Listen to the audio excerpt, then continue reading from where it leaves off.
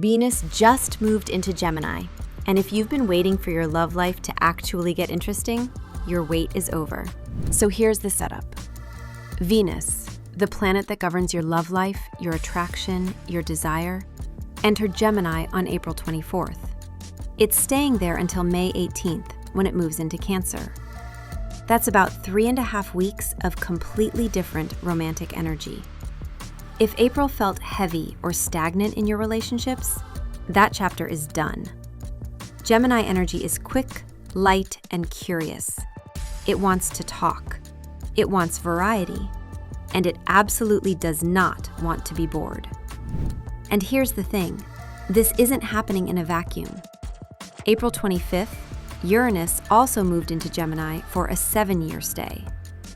That means this transit has some extra voltage to it. Expect the unexpected in love, and I mean that in the best possible way. Venus in Gemini is basically the universe handing you a permission slip to be playful in love. This is not the season for deep, heavy, soul contract conversations on the third date. It's the season for wit, curiosity, and genuine connection through talks. The most attractive thing about you right now? Your mind. If you're single, this is one of the best windows of the year to meet someone, because social energy is up and you're naturally more open to new people. But here's the thing. Gemini is the sign of the twins. 2 sides, dual nature. That means you might feel genuinely pulled in 2 directions. Between 2 people, between commitment and freedom, between your head and your heart. That tension is real this month, and you're not broken for feeling it. The key is not to make permanent decisions from a temporary feeling. Venus in Gemini will pass. Don't burn down what's real. If you're already in a relationship, Venus in Gemini is your reminder that novelty is not the enemy of commitment. It's actually what keeps it alive. This is the month to try something genuinely new with your partner. A different restaurant, a weird podcast you both get into, a conversation you've been avoiding because it felt too big. Gemini makes even difficult conversations lighter and more fluid right now, so use that. The risk for couples this month? Distraction. Gemini rules communication, so if you're not talking to your partner, you might find yourself talking to someone else, just to feel that spark. Be intentional about where you're directing your mental energy. For single people, Venus in Gemini is flirty season. And I mean that seriously. Go to the thing. Say yes to the invite. Download the app if you've been on the fence.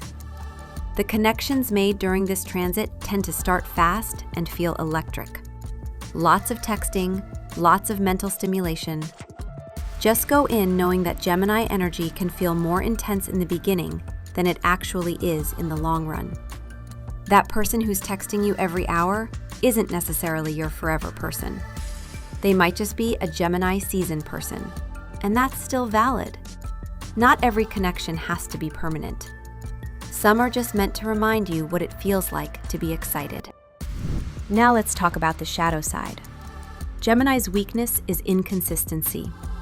Venus here can make people, including you, say things they don't fully mean. Overpromise because it feels good in the moment, or disappear when the conversation gets heavy.